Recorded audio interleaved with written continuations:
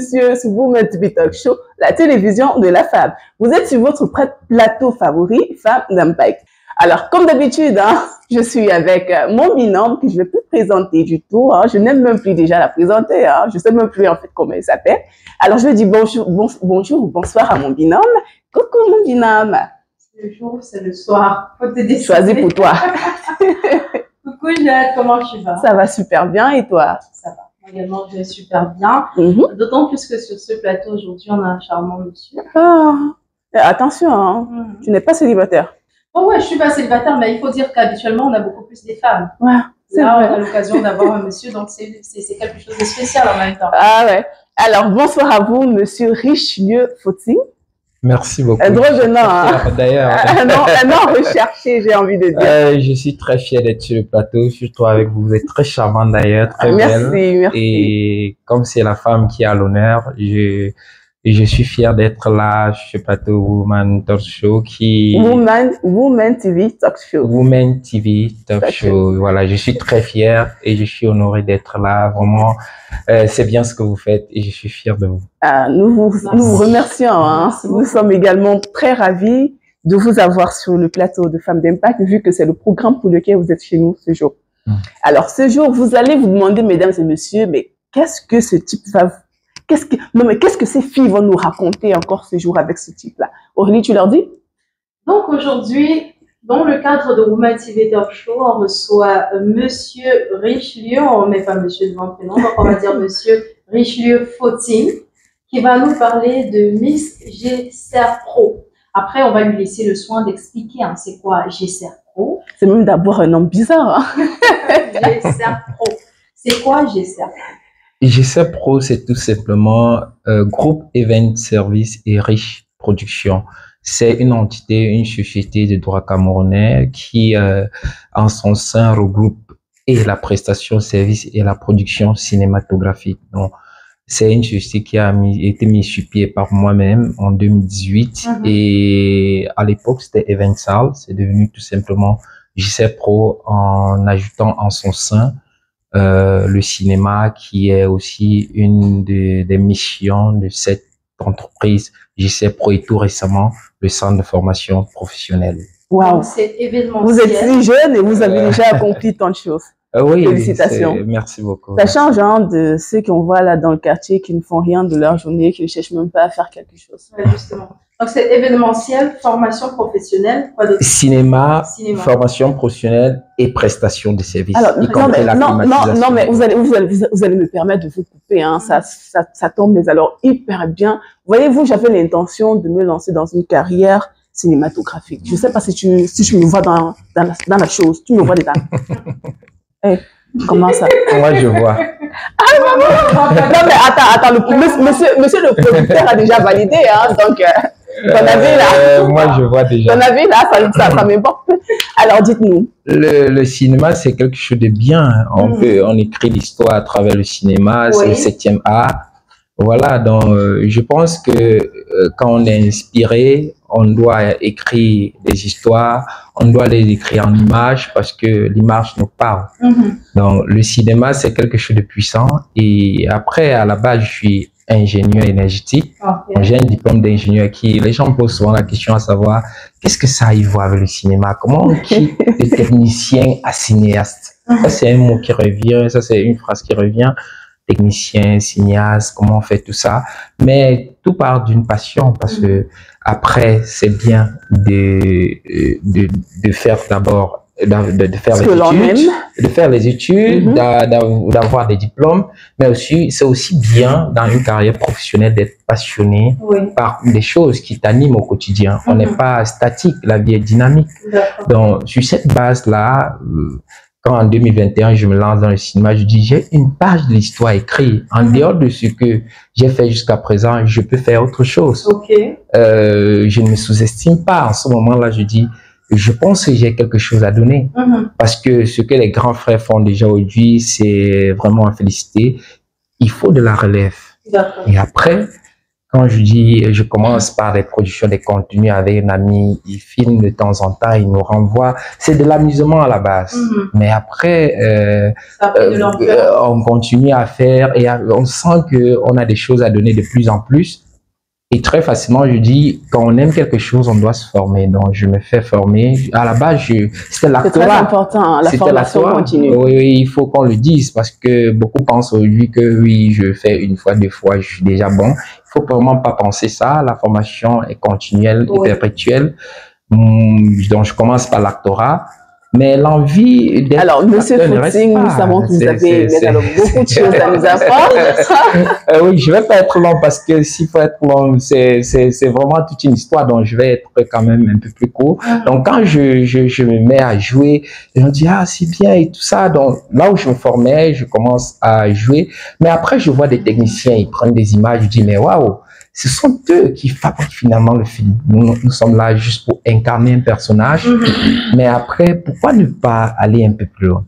Et en ce moment-là, les gars me disent, pourquoi tu veux faire tout? Je dis que non, laissez, j'aimerais apprendre ce que vous faites derrière les caméras. Oui. Parce que j'avais une vision plus grande de ce que je voulais faire.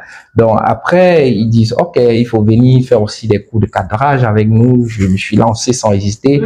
Et 6 mois après, je décide, étant déjà entrepreneur, d'ajouter à ce que je faisais la production cinématographique parce que j'avais eu des tutos, ils m'ont montré des choses sur le terrain. J'étais à peu près déjà quelqu'un qui pouvait débuter dans ce domaine. Et ça va très vite parce que je lance mon premier film en début 2022 et en mai, je projette mon film avec 400 personnes pour la première fois. Je dis waouh! C'était quoi déjà le titre? Cœur Pont, ça veut dire pleurs des enfants. Cœur Pont, c'est un film qui... c'est quelle langue ça? Le scénariste a donné le titre en langue Bamoun pour exprimer l'originalité de ce film, quoi. C'est en langue Bamoun. Cœur Pont qui veut dire pleurs des enfants. Donc, c'est un film qui relatait l'histoire d'une femme, parce que moi, je défends la cause de la femme. En fait, elle souffre à l'université, mais après, vu les multiples situations, elle va finir par porter l'enfant de son enfant. D'accord. J'imagine un peu. Là, on est sur l'histoire de Gézère Pro. Oui. On revient sur l'histoire de Miss Gézère Pro. Alors là, on va attaquer l'aspect événementiel, si vous voulez bien. Oui. C'est quelque chose, moi, parfois, je me dis, qu'est-ce qui me prend souvent? Parce que quand je suis endormi, je ne dors pas. C'est quelque chose de spécial. C'est pas 500 idées par seconde. Peut-être 2000. 500, c'est petit parce que en un seul sein, quand on voit ce qu'on peut faire, on se dit, on a de la matière, on a à donner, donnons ce qu'on a et qu'on a reçu gratuitement aux autres. Ces idées-là, cette facilité de se mouvoir, être en mouvement tout le temps. Moi, je fais, par exemple, 20 heures sur 24 debout. Je travaille, je fais des conférences, je tiens des gens. Donc, cette ambition d'avoir à faire toujours des choses chaque jour me font dire, mais tiens, la femme aussi est à l'honneur. Et en plus, dans un centre de formation, il y a des femmes qui veulent s'affirmer, qui manquent des couloirs, on peut dire, au quartier pour s'affirmer. Pourquoi ne pas, au-delà de la formation professionnelle qu'elles ont déjà, ouvrir un chemin à la mode, qui est par exemple un concours de Miss, pour permettre à la femme de se défendre elle-même et de savoir qu'elle porte en elle un peu plus que ce qu'elle ne pense, parce qu'il y a ce problème-là qui revient souvent, la femme qui sous-estime, qui doute. Donc, il était question ici d'amener la femme, en dehors de la formation qu'elle fait déjà, de faire un concours de beauté pour se valoriser, parce que ça entre dans le cadre de la formation professionnelle, de l'insertion professionnelle. C'est le grand thème. Formation de la femme et son insertion socio-professionnelle. Alors, est-ce qu'il faut comprendre par là qu'au sortir de là, la Miss élue, la femme qui aura été couronnée recevra, tout du moins, peut-être de la part d'un partenaire, un poste quelque part? C'est aussi évident. D'ailleurs, c'est même pour ça que le concours a été initié. C'est pas, le concours n'a pas été initié pour juste faire un simple concours de beauté. Vraiment, il faut le dire ici. D'ailleurs, je discutais avec les filles, je réitérais une fois de plus. C'est un peu plus que ce que vous ne pensiez, parce que on se dit, on passe diverti, on s'amuse. En même temps, il faut faire la différence aussi, hein, avec tout ce qu'on voit d'ailleurs comme concours de beauté. Oui, c'est ça le problème, parce que les filles sont elles sont mitigées. Est-ce que ce concours, c'est pas comme les autres? Est-ce que je vais pas venir là, on me demande l'argent? Est-ce que on va pas me faire des pressions, de ceci, de cela? On sait que ça existe. Mais par contre, comme vous avez demandé tout à l'heure, est-ce qu'il n'y aura pas un partenaire, il aura directement un emploi et tout? C'est ça le challenge de ce concours, permettre de faire en sorte que la femme soit insérée de façon spontanée après des formations, après des stages, que ça ne soit plus une histoire de viens, on débute et tout, parce que parfois c'est difficile. Nous, les hommes, on peut dire, voilà, comme beaucoup le pensent, oui, on peut se débrouiller parfois, faire d'autres petits métiers et tout. Mais la femme, il y a cette sécurité-là qui entre en jeu. On sait depuis l'école les difficultés qu'elle engendre quand elle est à l'école, bien après dans l'insertion socio-professionnelle qui est aussi un grand challenge pour elle. Donc, il est question ici qu'elles compétissent, mais au-delà de compétir, toutes les Miss seront primées d'une manière ou d'une autre. Ça veut dire il y aura, après ce concours, un forum qui va être tenu par une femme qui va encadrer les filles sur comment faire pour entreprendre ou s'insérer dans le monde professionnel avec tous les canaux qui existent. Ça ne sera plus une simple question de Miss. Je l'annonce officiellement. Hein. Je pense que je vais me présenter. Si c'est possible, hein, d'ailleurs. Ça, il n'y a pas de problème. Ben, voilà. Ok, ça ne sera plus qu'une question de Miss. Ça sera peut-être avec une suite, un emploi. Insertion socio-professionnelle, emploi. Quand on dit insertion professionnelle, effectivement, il y a ce côté employabilité de la femme. Elle doit être autonome parce que quelquefois c'est quelque chose qu'il faut inculquer chez la femme. Il y a beaucoup qui pensent que après l'école, oui, on se marie, mais je répète ici que en dehors d'être une femme mariée, on est d'abord une personne qu'on a besoin de s'épanouir. Ça veut dire qu'on a besoin de ce travail, qu'on soit marié, qu'on est marié, riche ou pas. Merci pour ces paroles. C'est quoi les critères justement de sélection pour les candidats? C'est très simple. Nous avons tablé pour cette édition les filles la jeune femme entre 16 et 30 ans. Parce qu'on sait que c'est la couche qui est la plus indécise, dont on a tenu compte de cette tranche d'âge. Parce qu'un peu plus, il y a déjà une certaine maturité, il y a une certaine stabilité, dont on a entre 16 et 30 ans, c'est un des critères. Par la suite, soit tu dois être une femme entreprenante, soit une femme étudiante ou scolarisée qui va venir défendre une thématique qui comporte le grand thème, quoi. Donc, c'est l'un des critères. Il faut être capable aussi de s'exprimer en moins de langues, que ce soit français et surtout la langue vernaculaire. Parce qu'il faut aussi le retour source prône cette façon de la femme aussi de savoir où elle vient. Oui, donc ce sont les critères les plus simples, pas plus que ça. Donc simplement pouvoir s'exprimer en moins de langues, être âgé entre 16 et 30 ans, être soit femme entrepreneur, soit étudiante. Voilà, c'est ça les critères de sélection. Alors parlant de ces critères, si vous permettez, moi je souhaiterais savoir, la jeune fille de 16 ans qui va participer, je dis n'importe quoi, le destin voudrait que ce soit elle qui soit élue Miss GCA Pro. Quelle est la récompense avec laquelle elle va s'en aller? Oui, que ce soit cette plus jeune ou quelqu'un de plus mature, je pense que dans ce concours on est impartial, donc c'est la même récompense, que ce soit à la cagnotte, que ce soit l'insertion. Alors là, je fais allusion plus à l'insertion professionnelle. Hein. Oui, c'est très pertinent. N'oublions pas une chose, l'insertion professionnelle de la femme commence dès la base. Ce n'est pas une histoire après mon master, ma licence. Ce problème revient tout simplement pour la simple raison que, en dehors du fait qu'on attend des autorités, même dans la famille, nous devons déjà ouvrir un chemin pour nos jeunes femmes. Ne pas les faire croire qu'après les diplômes et tout, peut-être tu vas trouver un bon mari, comme on aime souvent dire. Il va te faire beaucoup d'enfants, tu vas rester à la maison, il va te mettre au petit soin. Elle sera suivie. Voilà. J'ai une question, c'est celle de savoir, tout à l'heure vous avez dit les critères de sélection, il faut être soit étudiant, soit être oui, scolarisé, quelque chose comme ça. Quelque chose comme ça. Et plus haut, vous nous avez parlé de l'insertion socio-professionnelle comme étant, entre guillemets, un des trophées que remporte la Miss. Je ne comprends pas, sachant qu'elle est déjà dans son entrepreneuriat, pourquoi est-ce qu'elle aurait besoin d'insertion socio-professionnelle? Voilà, c'est quelque chose de pertinent. La femme est entrepreneur. C'est pas dit qu'il y a des femmes qui osent. D'ailleurs, elles sont nombreuses qui donnent cette possibilité à d'autres femmes de rêver. Voilà.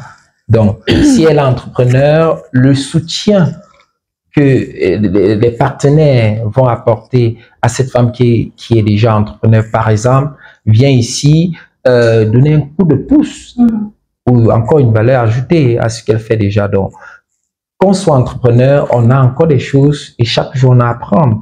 Que ce soit moi qui entreprends depuis 9 ans, ça ne diminue en rien la personne qui vient, qui a des choses à donner et ça ne prouve en rien que je suis le suprême. Donc, moi je pense que cette femme qui est entrepreneur, qui vient s'inscrire à ce concours et qui a besoin aussi de s'affirmer, ne va pas juste rentrer avec l'insertion professionnelle parce qu'elle a aussi besoin, au-delà de ça, un carnet d'adresses.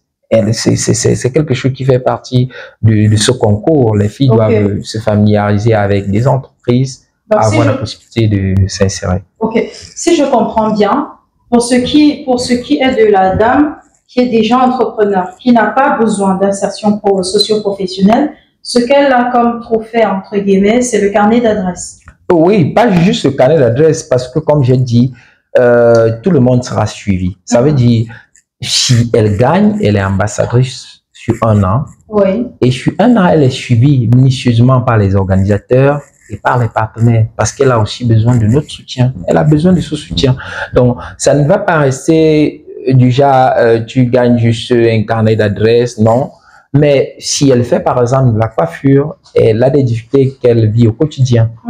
Elle souligne aux différents, aux organisateurs, aux partenaires, et on va travailler dessus. Ça veut dire que ce n'est pas un concours d'un trophée, on va se coucher, on oublie. On dit, ok, elle termine, c'est bien. Mais au-delà de ça, sur 1 an, on travaille ensemble. Ça veut dire qu'il y aura cette relation entre elle, les organisateurs et les partenaires pour mieux en mieux faire évoluer son activité, par exemple. D'accord. Alors, parlons d'organisation. Comment est-ce que vous préparez la grande finale? Parce que là, moi, je vois directement la grande finale. Oui, c'est pertinent. Depuis le début de l'événement, nous avons un forum où nous insérons les Miss. Quand elles sollicitent, bien fait partie. En un deuxième temps, chaque Miss, chaque soir, nous avons un plateau dédié à ça, passe pour défendre des valeurs et dire pourquoi elle participe à ce concours. C'est une étape. Ça se fait via un groupe WhatsApp? Oui, je veux dire quoi, l'émission est en présentiel, mais elles intègrent un groupe WhatsApp parce que les informations sont données au quotidien. Et par la suite, cette émission permet déjà de préparer le oratoire, préparer leur présentation, déjà voir en chacun ce qu'elle a à donner et aussi ce qu'elle a à défendre. Parce que c'est aussi ça. C'est très important. La femme, parce que on ne vient pas à un concours juste pour montrer qu'on est belle et tout, mais il y a aussi de la matière. Et c'est cette matière-là qu'on veut plus valoriser chez la femme. Donc, l'organisation est là, l'équipe, team qui travaille sur le projet. Et nous sommes en train d'organiser avec les partenaires qui vont participer. Nous discutions chaque jour sur comment on va faire en sorte que l'événement soit au top avec les filles. Et chaque jour, un peu plus, ça se dessine. Et nous sommes fiers parce que les partenaires sont très intéressés parce qu'ici, on parle de la femme et on sait ce que la femme endure depuis un bon bout, les féminicides et tout. Et nous voulons relever le défi. Au-delà d'un concours, on remet un trophée. On dit, ah, Miss, après on filme, qui est vraiment quelque chose de fond, quelque chose de profond, qui va permettre à la femme après aussi de dire, j'ai eu raison de participer à ce concours. D'accord. À côté, j'aimerais bien savoir comment est-ce que vous vous organisez au niveau de la logistique, au niveau de la mise en place. Vous avez parlé de partenaires tout à l'heure.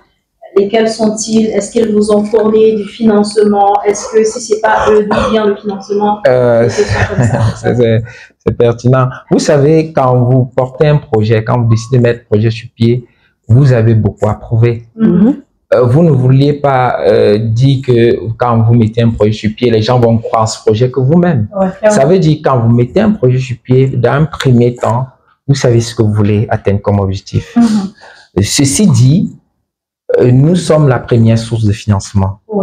Les partenaires, tant bien que mal, essayent au fur et à mesure de nous approcher. Nous essayons aussi de les approcher.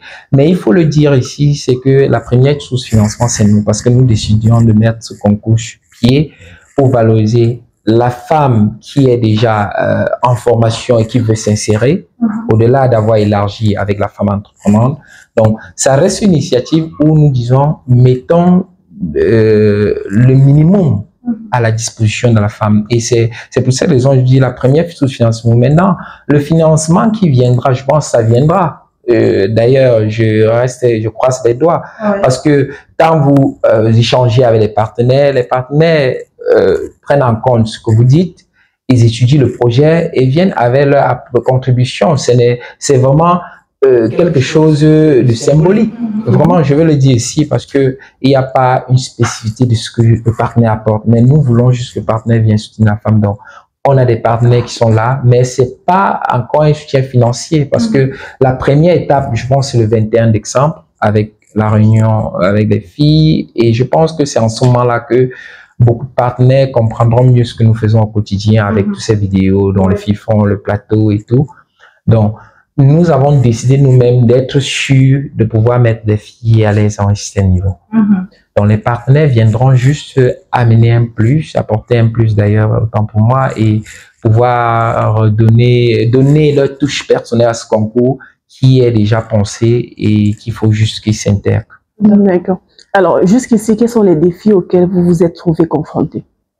Le défi le plus ultime, d'ailleurs, c'est un défi qui touche tous les secteurs, c'est toujours cette question qui revient. Je pense qu'en même temps, pour la dame tout à l'heure, elle parlait de la même chose. Il y a ce défi, c'est souvent le financement. C'est vrai que c'est quelque chose qui est difficile, c'est un grand défi parce que quand tu décides de mettre un concours comme celui-ci sur pied, tu dois rassurer les gens.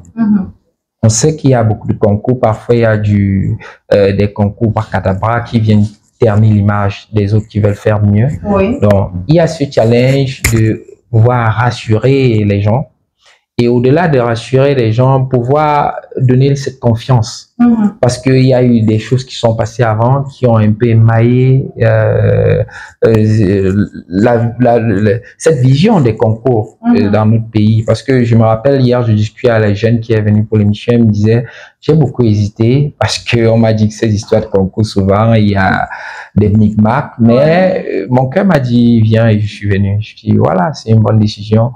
Donc au-delà du problème de financement, il y a ce problème de doute et nous voulons rassurer la femme parce que au quotidien c'est un challenge. Moi dans mon bureau, je me retrouve en train de discuter finalement avec ces jeunes, c'est pas mon travail, mais après il faut qu'elles soient rassurées. Au-delà de discuter avec l'équipe, elles viennent souvent jusqu'à m'interpeller dans le sens où elles aimeraient être rassurées. Est-ce que vraiment je suis au bon endroit?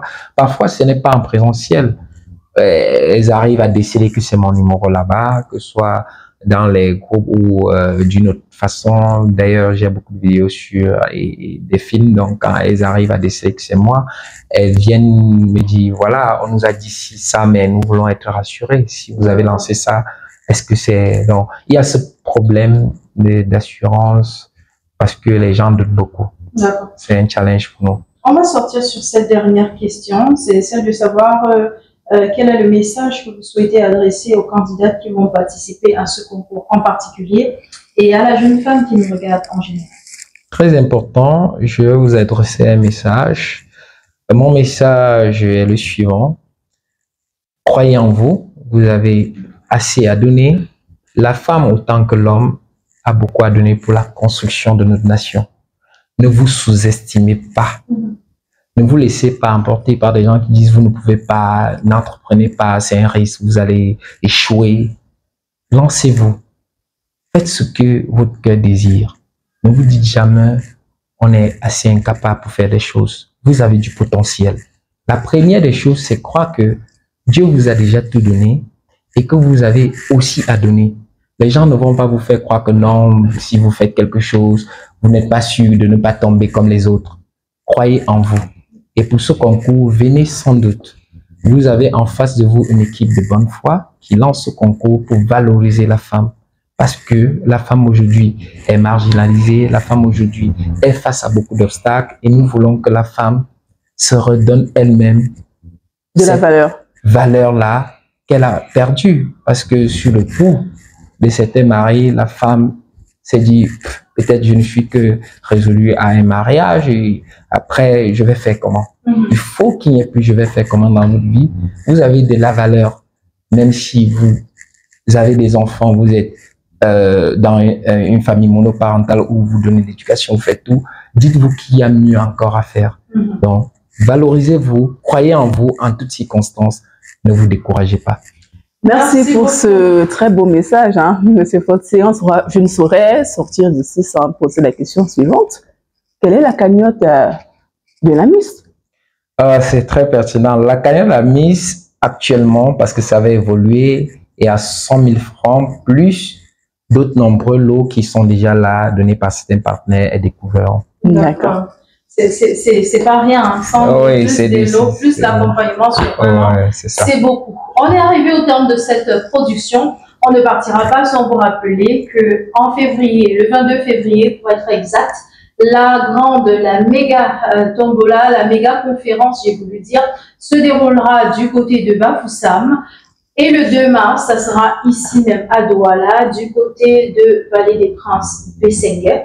Il s'agit d'une conférence au cours de laquelle on va édifier non seulement la jeune femme, mais tout le monde de façon générale, en ce qui concerne l'entrepreneuriat, l'intelligence financière, le marketing digital et tous ces points que vous aimeriez bien connaître. D'ailleurs, même, vous aurez aussi des personnes là-bas qui vont vous parler de comment vendre vos produits sur les réseaux sociaux, comment faire vos campagnes pour qu'elles soient pertinentes, pour qu'elles aient une bonne portée. Il y a tellement de choses qu'on vous apprendra là-bas. Mais à côté de ces choses-là, il y a la tombola. Il y aura un jeu concours qui vous donnera l'occasion de remporter des climatiseurs, des frigos, des écrans plats, des fers à repasser, ça dépendra vraiment.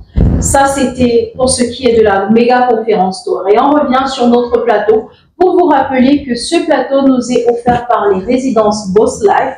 Et parlant des résidences Boss Life, on parle d'appartements luxueux à des prix relativement bas.